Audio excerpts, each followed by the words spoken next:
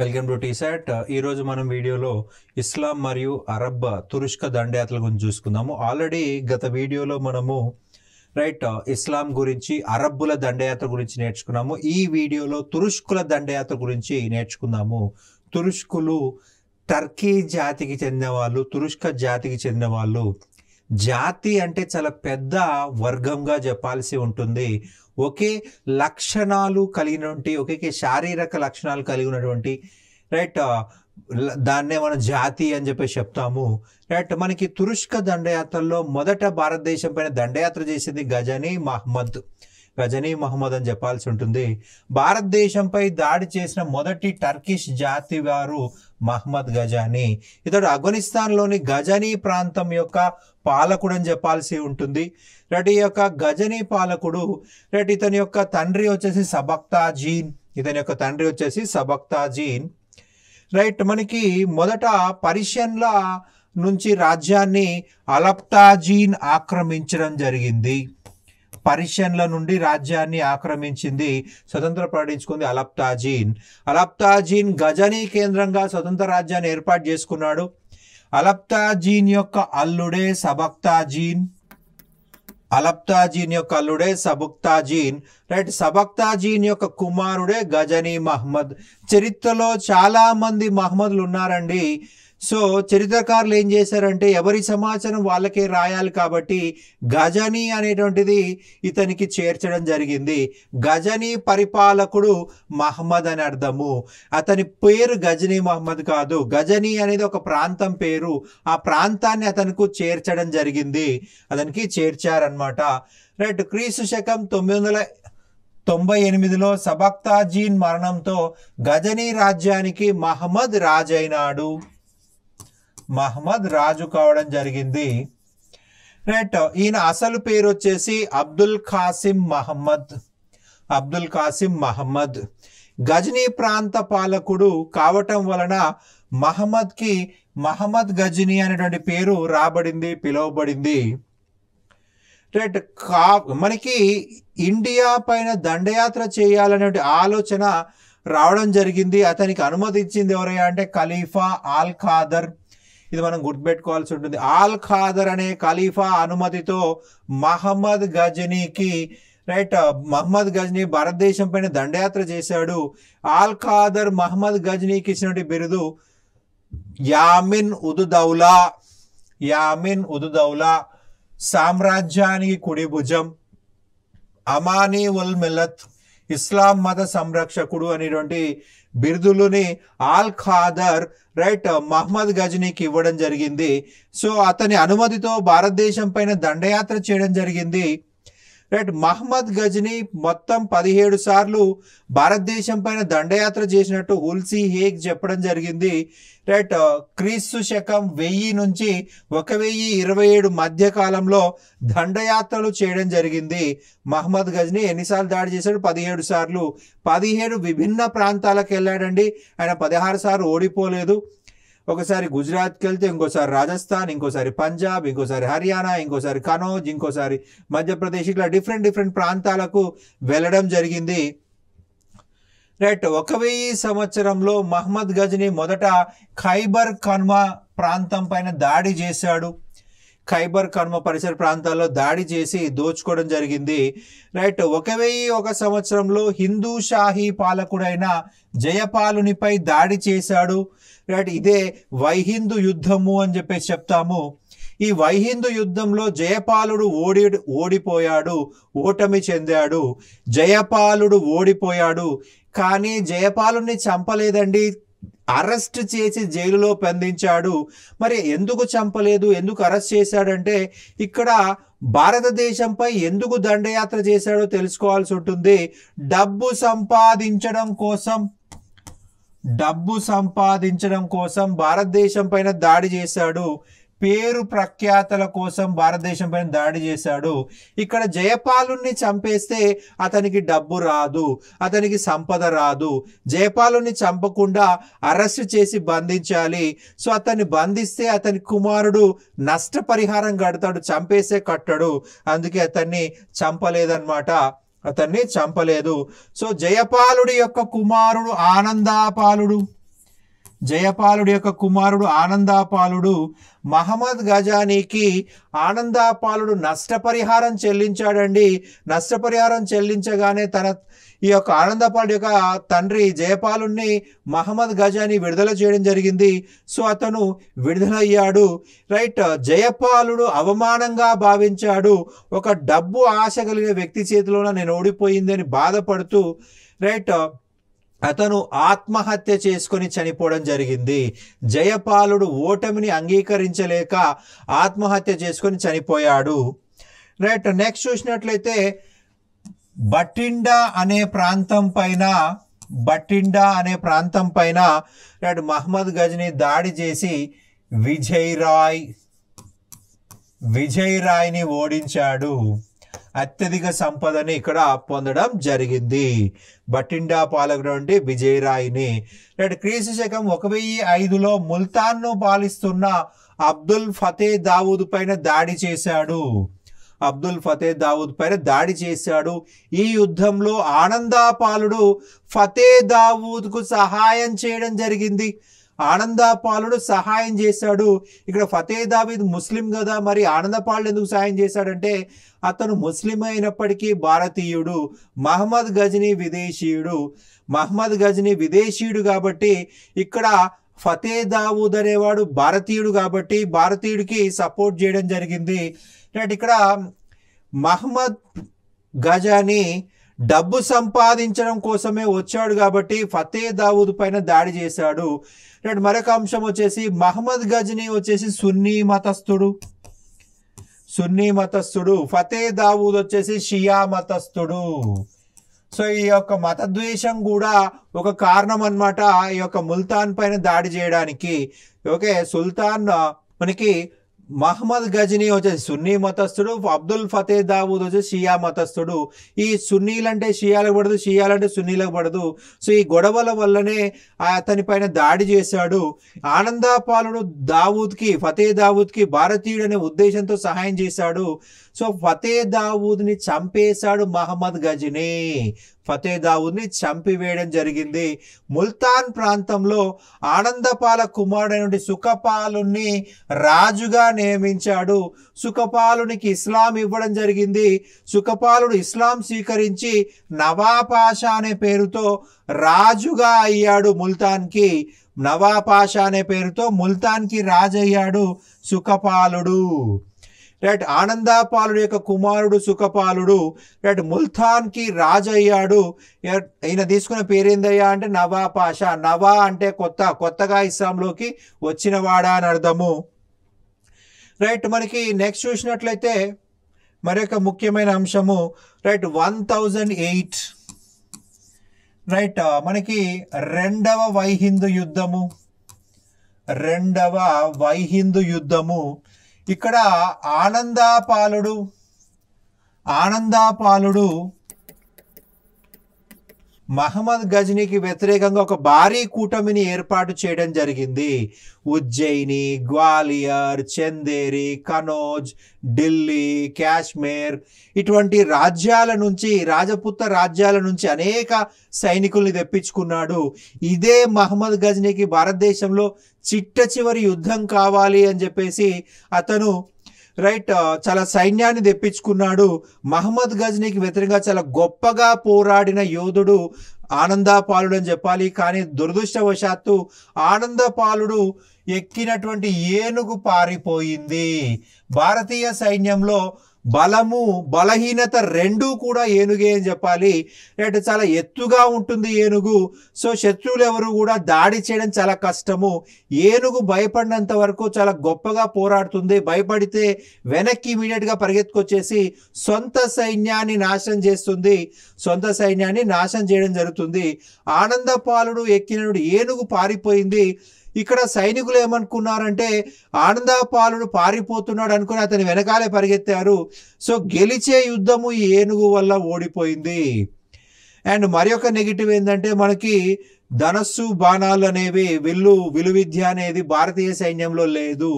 And మనకి గిరిజనులు విలువిద్యలో ఆరితేరిన వాళ్ళు, కానీ గిరిజనులని యుద్ధంలోకి రానిచ్చే వాళ్ళు కాదు. క్షత్రియులు మాత్రమే ఈ యొక్క యుద్ధాల్లో పోరాడే వాళ్ళు. అదొక నెగిటివ్ అని చెప్పాలి. కుల వ్యవస్థ ప్రకారం క్షత్రియులు మాత్రమే యుద్ధంలో పోరాడాలి.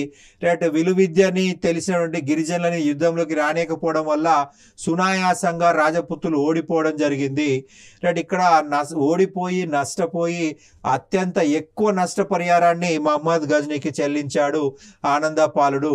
ఇక నెక్స్ట్ చూసినట్టయితే 1003లో నాగర్కోటలోని జ్వాలాముఖి దేవాలయంపై దాడి చేసి సంపదను దోచుకున్నాడు. అలాగే 1014లో స్థానేశ్వరంలోని శ్రీ చక్రస్వామి ఆలయంపై దాడి చేసి సంపదను దోచుకోవడమే కాక మూల విరాటుని ధ్వంసం చేశాడు. రైట్, 1018 మరియు 1019లలో కనోజ్ పై దాడి చేశాడు. రైట్, కనోజ్లో పరిపాలిస్తున్న రాజ్యం ప్రతిహార రాజ్యము. ఈ ప్రతిహార రాజ్యం యొక్క రాజు రాజ్యాపాలుడు. రైట్, ఈ రాజ్యాపాలుడు ఓడిపోవడం జరిగింది. సో సునాయాసంగా ఈ యొక్క కనోజ్ని దోచుకున్నాడు, ప్రతిహార రాజ్యాన్ని దోచుకున్నాడు. అయితే ఈ యొక్క ప్రతిహార రాజ్యపాలుడు రైట్ అసమర్థుడు కావడం వల్ల చందేల రాజవంశానికి చెందినటువంటి విద్యాధరుడు ఈ రాజ్యపాలాన్ని ఓడించి రాజ్యపాలను చంపేశాడు. చందేల విద్యాధరుడు రాజ్యపాలుని చంపివేయడం జరిగింది. రైట్, నెక్స్ట్ ఎప్పుడైతే ఈ యొక్క రాజ్యపాలుని చందేల విద్యాధరుడు చంపేశాడో రైట్ గ్వాలియర్ పైన కలెంజర్ పైన మహమ్మద్ గజ్నీ దాడి చేశాడు. ఈ రెండు ప్రాంతాల్లో చందేల విద్యాధరను ఓడించడం జరిగింది. సో 2 సార్లు చందేల విద్యాధర ఓడిపోయి రైట్ నష్టపరిహారం చెల్లించాడు. ఇక నెక్స్ట్ చూసినట్లయితే చిట్ట చివరి మనకి అత్యధిక సంపద దొరికిన ప్రాంతం అంటే గుజరాత్ అని చెప్తాము. 1025-26లలో 16వ దండయాత్ర అని చెప్పాలి. 16వ దండయాత్ర రైట్ గుజరాత్ పై దాడి చేసి మొదటి భీముణ్ణి ఓడించడం జరిగింది. మొదటి భీముడు వచ్చేసి సోలంకి రాజవంశము. రైట్, గుజరాత్ పై దాడి చేసి సోలంకి వంశం చెందిన మొదటి భీముణ్ణి ఓడించాడు మహమ్మద్ గజ్నీ. ఇతను ఓడిపోయి పారిపోవడం జరిగింది. సో రాజు లేని కారణంగా సునాయాసంగా గుజరాత్ రాష్ట్రాన్ని దోచుకోవడం జరిగింది. అందులో ముఖ్యంగా సోమనాథ్ దేవాలయము. రైట్, సోమనాథ్ దేవాలయంను దాడి చేసి కొల్లగొట్టి అపార సంపదలను తీసుకెళ్లాడు. మనకి గుజరాత్లో ముఖ్య నగరాలు చూసినట్లయితే అనిహిల పాటక రాజధాని. దీని యొక్క ప్రస్తుత పేరు పటన్. రైట్, మనకి కాంబే, సోమనాథ్, సూరత్ ఈ 4 ప్రాంతాలని దోచుకున్నాడు. ఎందుకంటే రాజు పారిపోయాడు. మొదటి భీమేశ్వరుడు పారిపోవడం జరిగింది. సో ఈ 4 ప్రాంతాలను దోచుకున్నాడు. రైట్, గజ్నీ మహమ్మద్ టోటల్గా 17 దండయాత్రలు చేశాడు. అత్యధిక సంపద దొరికిన ప్రాంతం అంటే సోమనాథ్ లేదా గుజరాత్ దండయాత్ర, 16వ దండయాత్ర. రైట్, గజ్నీ మహమ్మద్ అతనితో పాటు వచ్చిన చరిత్రకారుడు అల్ బెరూని. రైట్, ఈ అల్ బెరూని అనేవాడు భారతదేశానికి వచ్చాడు. 10 సంవత్సరాలు ఇండియాలోనే ఉన్నాడు.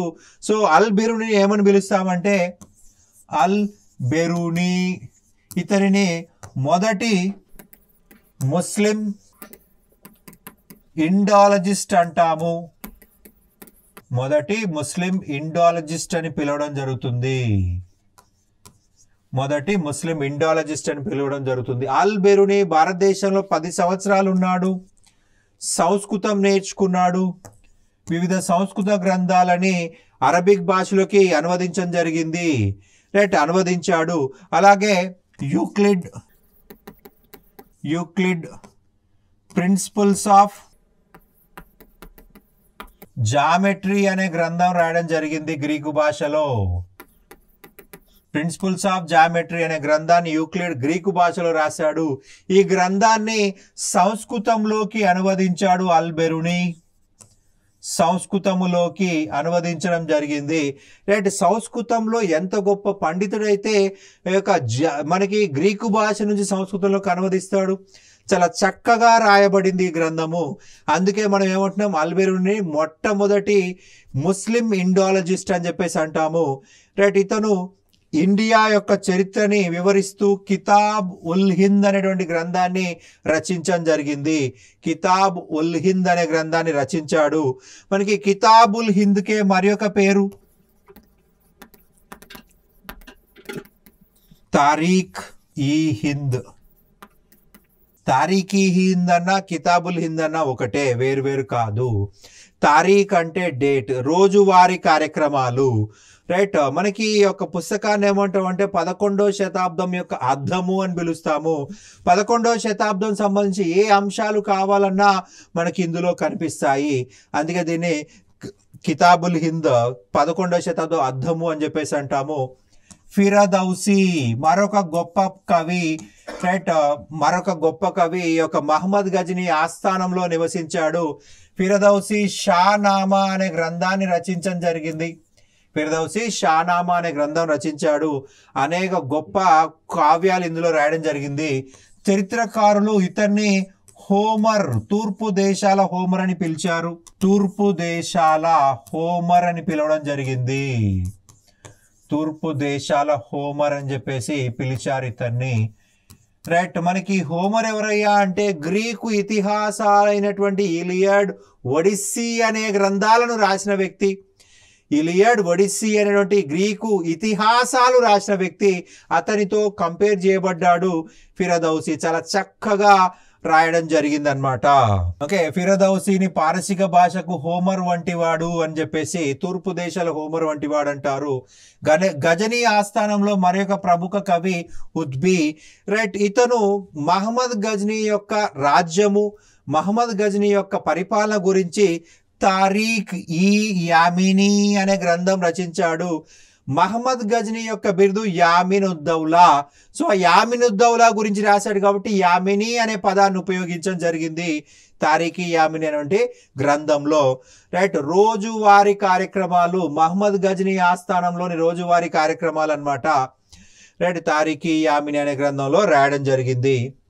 రైట్, ఇక నెక్స్ట్ చూసినట్లయితే భారతదేశంపై దాడి చేసినటువంటి మనకి మరి ఒక బిరుదు గురించి చెప్పుకోవాల్సి ఉంటుంది, బహుత్ షికాన్. ఈ బహుత్ షికా అనేటువంటి బిరుదు గజనీ మహమ్మద్ యొక్క బిరుదు. గజనీ మహమ్మద్ యొక్క బిరుదు బహుత్ షికాన్. ఈ యొక్క పాయింట్ కూడా మనం గుర్తుపెట్టుకోవాలి గజనీ మహమ్మద్ సంబంధించి. రైట్, మహమ్మద్ గజనీ భారతదేశం పైన ఎందుకు దండయాత్ర చేశాడయా అంటే డబ్బు సంపాదించడం కోసం మాత్రమే. ఇక నెక్స్ట్ చూసినట్లయితే మహమ్మద్ గోరీ దండయాత్రలు షాన్సీ బానీ వంశం చెందినటువంటి గోర్ రాజ్యంను పాలించిన గియాజుద్దీన్ సోదరుడే మహమ్మద్ గోరీ. షాన్సీ బానీ వంశానికి చెందిన గోర్ రాజ్యంకి పరిపాలించిన రాజు గియాజుద్దీన్.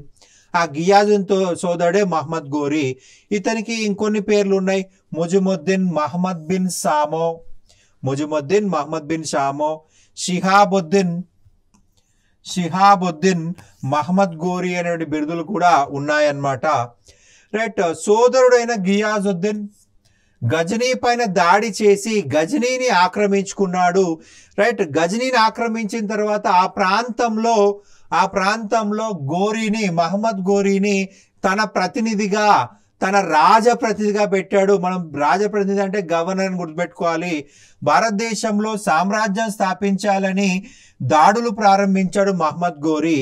మహమ్మద్ గజనీ ఏమో ఇండియా పైన దాడులు చేయడం గల కారణం సంపద అయితే, ఇతను మాత్రము రాజ్య స్థాపన అనేది గుర్తుపెట్టుకోవాల్సి ఉంటుంది, సామ్రాజ్య స్థాపన గుర్తుపెట్టుకోవాలి. రైట్, ఎప్పుడైతే గియాజుద్దీన్ అనేవాడు గజనీలో మహమ్మద్ గోరీని ప్రతినిధిగా పెట్టాడో అప్పుడు అక్కడ ఆయన ఉన్న సంపదను చూశాడు. భారతదేశం నుంచి మహమ్మద్ గజనీ తెచ్చిన సంపద చూశాడు. ఓహో, భారతదేశంలో ఇంత సంపద ఉందా, ఖచ్చితంగా నేను భారతదేశాన్ని పరిపాలించాల్సిందే అని భావించి భారతదేశం పైన దండయాత్ర చేయడం జరిగింది. మహమ్మద్ గోరీ మొదటి దండయాత్ర 1175లో ముల్తాన్పై జరిగింది. ముల్తాన్ని ఆక్రమించుకోవడం జరిగింది. మహమ్మద్ గోరీ తన మొదటి దండయాత్ర ముల్తాన్పై చేశాడు, ముల్తాన్ని ఆక్రమించుకున్నాడు. నెక్స్ట్ గుజరాత్ పైన దాడి చేయడం జరిగింది. మహమ్మద్ గజాని భారతదేశం పైన దాడి చేసినప్పుడు అత్యధిక సంపద ఎక్కడ దొరికిందండి? గుజరాత్లో. కాబట్టి ఇతను గుజరాత్ను చూస్ చేసుకున్నాడు. మహమ్మద్ గజనీకి ఎక్కువ సంపద దొరికింది గుజరాత్లో, కాబట్టి మహమ్మద్ గోరీ గుజరాత్ వైపు వచ్చాడు. 1178లో భారత్ను జయించాలన్న ప్రయత్నంలో భాగంగా సోలంకి పాలకుడైన రెండవ భీమా చేతిలో అబూ పర్వతం వద్ద జరిగిన యుద్ధంలో ఓటమి చెందాడు. ఇక్కడ సింపుల్ గా చూసినట్లయితే మౌంట్ అబూ యుద్ధం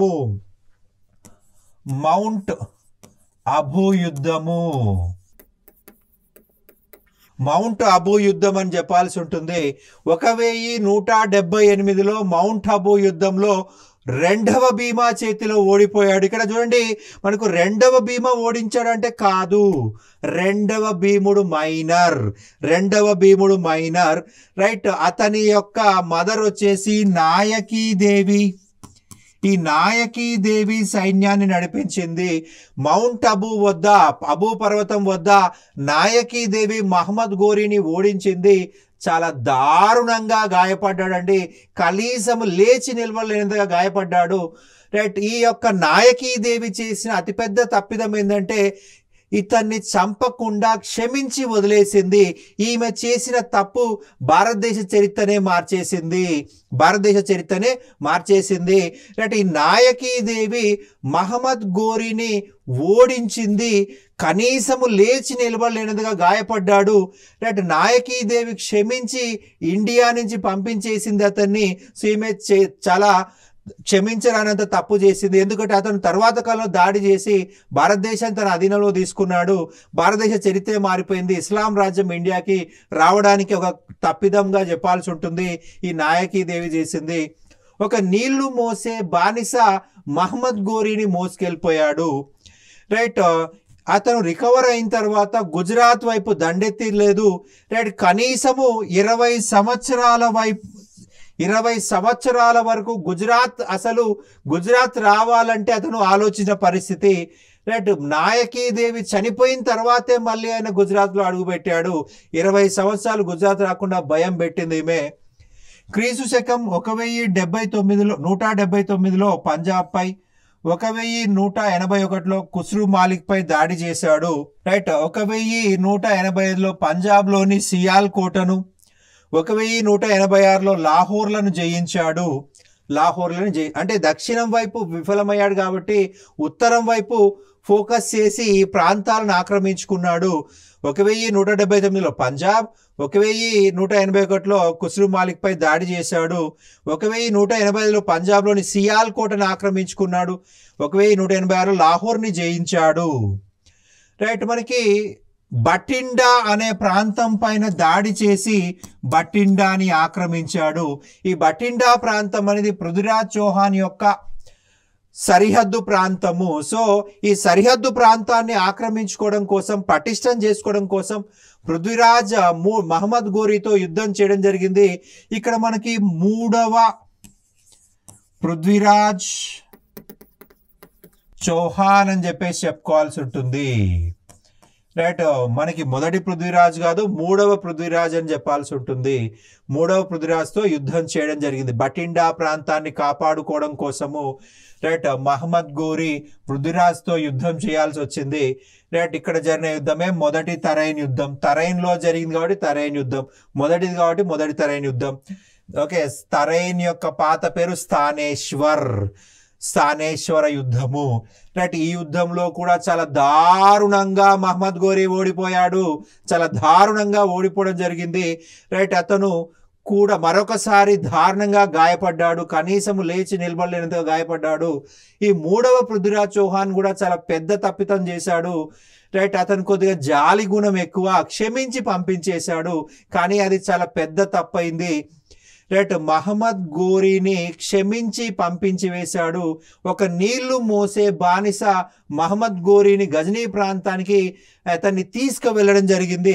ఒకవేళ అక్కడే చంపేసి ఉంటే మనకి భారతదేశానికి ఢిల్లీ సుల్తాన్లు అనేవాళ్ళు ఉండేవాళ్ళు కాదు. మనకి పృథ్వీరాజ్ చౌహాన్ మరియు నాయకీదేవి ఎందుకు అలా చేశారు అంటే రాజపుత్రులు నైతిక విలువలకు పాటించారు. యుద్ధంలో నైతిక విలువలకు ప్రాధాన్యత ఇచ్చిన వాళ్ళు రాజపుత్రులు. యుద్ధంలోనూ మరియు ప్రేమలోనూ నైతిక విలువలు పాటించాల్సిన అవసరం లేదు. నైతిక విలువలు పాటిస్తే త్యాగం చేయాల్సి వస్తుంది. రైట్. యుద్ధంలోనూ ప్రేమలోనూ నైతిక విలువలు పాటించకూడదు. పాటిస్తే నువ్వు త్యాగమే చేయాల్సి ఉంటుంది. అది రాజ్యమైనా, అది ప్రేమికురాలు లేదా ప్రేమికుడైనా త్యాగమే చేయాల్సి ఉంటుంది. రైట్. మనకి యుద్ధంలో నైతిక విలువలు పాటించారు రాజపుత్రులు. రైట్. ఎవరిపై దాడి చేయరయ్యా వీళ్ళు అంటే మనకి ఎవరైతే దారుణంగా గాయపడి కనీసం లేచి నిలబడలేరో వాళ్ళపైన రాజపుత్రులు దాడి చేయరు. రెండవది, ఆడవాళ్ళపైన దాడి చేయరు. రైట్. వికలాంగులపైన దాడి చేయరు. యుద్ధంలో వికలాంగులు వచ్చినా క్షమించి పంపించేస్తారు, ఆడవాళ్ళు వచ్చినా క్షమించి పంపేస్తారు. రైట్. దారుణంగా గాయపడి కనీసం లేచి నిలబడలేకుండా కత్తి పట్టుకునే వాళ్ళని కూడా క్షమించి పంపిస్తారు. ఈ నాయకీదేవి మరియు మూడవ పృథ్వీరాజ్ ఇద్దరు కూడా యుద్ధంలో నైతిక విలువలు పాటించారు. మనకి యుద్ధంలోనూ ప్రేమలోనూ నైతిక విలువలు ఉండకూడదు. మనకి ప్రజాస్వామ్యంలో నైతిక విలువలు ఉండాలి. కానీ ప్రస్తుతం ప్రజాస్వామ్యంలోనే నైతిక విలువలు లేకుండా పోయినాయి. రైట్.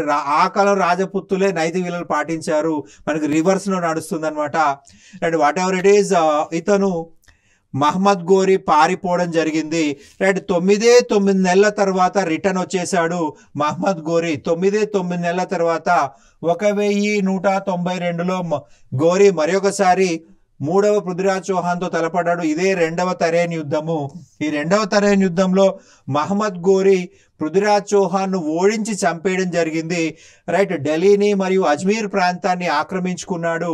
రైట్. అజ్మీర్ ప్రాంతంని పృథ్వీరాజ్ చౌహాన్ యొక్క కుమారుడికి ఇవ్వడం జరిగింది. సో మహమ్మద్ గోరీకి ప్రతినిధిగా పృథ్వీరాజ్ చౌహాన్ కుమారుడు పరిపాలించాడు. కానీ తర్వాత కాలంలో వీళ్ళు రణతంబోర్కి పారిపోవడం జరిగింది. రైట్. ఐబక్ అనేవాడు ఈ యొక్క అజ్మీర్ ప్రాంతాన్ని ఆక్రమించుకోవడంతో రణతంబోర్కి పారిపోవడం జరిగింది. రైట్. మనం ఇక్కడ ఒక బుక్ గురించి చెప్పుకోవాల్సి ఉంటుంది, చాంద్ బర్దాయ్.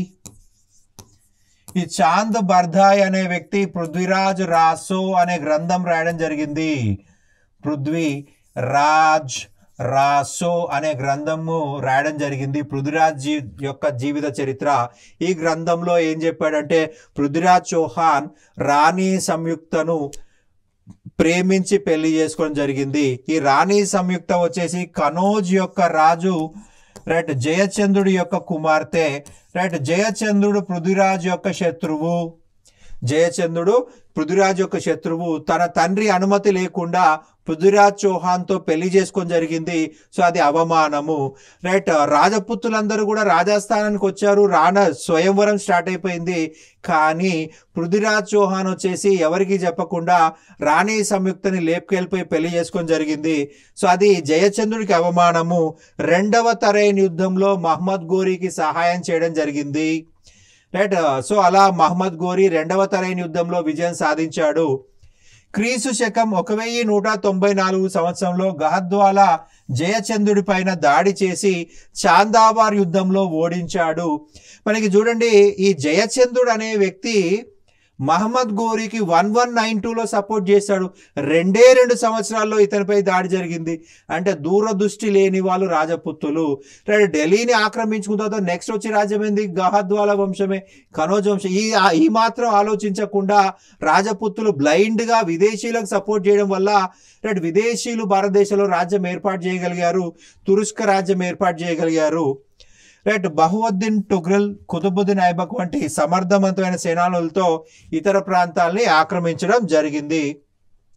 ఈ సమయంలో బక్తియార్ ఖిల్జీ బెంగాల్లో బీహార్ ప్రాంతంలో చివరి పాలకుడైన లక్ష్మణసేనుని అతన్ని అతని దగ్గర నుంచి ఈ యొక్క ప్రాంతాన్ని ఆక్యుపై చేసుకున్నారనమాట. మనకి లక్ష్మణసేనుడు యుద్ధం చేయకుండానే పారిపోయాడు. జస్ట్ 18 మందితో ఈ యొక్క బక్తియార్ ఖిల్జీ బెంగాల్ బీహార్ని ఆక్రమించుకున్నాడు. 1203లో తన సోదరుడు మరణంతో గోర్ ప్రాంతానికి మహమ్మద్ గోరీ రాజయ్యాడు. గియాజుద్దీన్ చనిపోయాడు. గియాజుద్దీన్ చనిపోవడం వల్ల మహమ్మద్ గోరీ రాజ్యానికి రాజయ్యాడు. సో భారతదేశంలో తను జయించిన ప్రాంతాలకు ఐబక్ని ప్రతినిధిగా నియమించడం జరిగింది. రైట్. 1205లో మహమ్మద్ గోరీ చివరి దండయాత్ర భారతదేశంపై జరిగింది. కారణం వచ్చేసి ఇండియాలో హిందూ కొక్కర్లు మరియు షియా ముస్లింలు ఈ యొక్క మహమ్మద్ గోరీకి వ్యతిరేకంగా తిరుగుబాటు చేశారు. హిందూ కొక్కర్లు అనేది ఒక హిందూ తెగ. రైట్. షియా ముస్లింలు, మహమ్మద్ గోరీ వచ్చేసి సున్నీ మతస్థుడు. రైట్. కొక్కర్ల రాజైన రాయ్సాల్ లాహోర్ని ఆక్రమించడంతో అతన్ని జీలం చినాబ్ నదుల మధ్య ఓడించడం జరిగింది. రైట్. కొక్కర్ల తిరుగుబాటు షియా ముస్లింల తిరుగుబాటు అని చేశాడు సక్సెస్ఫుల్గా. కానీ 1206లో గుర్తు తెలియని కొక్కర్ల చేత చంపబడ్డాడు. 1206లో గుర్తు తెలియని కొక్కర్ల చేతన చంపబడ్డాడు మహమ్మద్ గోరీ. మహమ్మద్ గోరీ మరణంతో ఢిల్లీ ప్రాంతానికి గవర్నర్గా నియమించబడిన కుతుబుద్దీన్ ఐబక్ ఇతర ప్రాంత గవర్నర్లను ఓడించి స్వతంత్ర మహమ్మదీయ పాలన ప్రారంభించాడు. రైట్. ఇతని పాలనే మనం ఏమంటామంటే బానిస వంశం అంటాం, లేదంటే ఢిల్లీ సుల్తాన్లు అని చెప్పేసి అంటాం. ఐబక్ ప్రారంభించిన సామ్రాజ్యము బానిస వంశ పాలనగా ఢిల్లీలో కొనసాగింది. రైట్. బానిస వంశం తర్వాత ఢిల్లీని 4 రాజవంశాల వారు 1526 వరకు పరిపాలన సాగించడం జరిగింది. రైట్. కుతుబుద్దీన్ ఐబక్ ప్రారంభించిన వంశమే బానిస వంశము. దీన్నే మనం ఏమని పిలుస్తామయ్యా అంటే ఢిల్లీ సుల్తానులు అని పిలుస్తాము. ఢిల్లీ సుల్తానుల యుగము అని పిలుస్తాము. రైట్. మొత్తం 5 రాజవంశాల వారి ఢిల్లీ సుల్తాన్ల యుగంలో పరిపాలించడం జరిగింది. బానిస వంశము, ఖిల్జీ వంశము, తుగ్లక్ వంశము, సయ్యద్ వంశము, లోడీ వంశము. 1526 వరకు.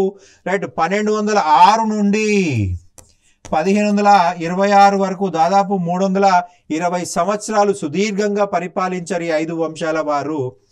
రైట్. ఇది మనకు తురుష్కుల యొక్క Dande. And one more point అండి, ఇక్కడ మహమ్మద్ గోరీ యొక్క బిరుదు జహాన్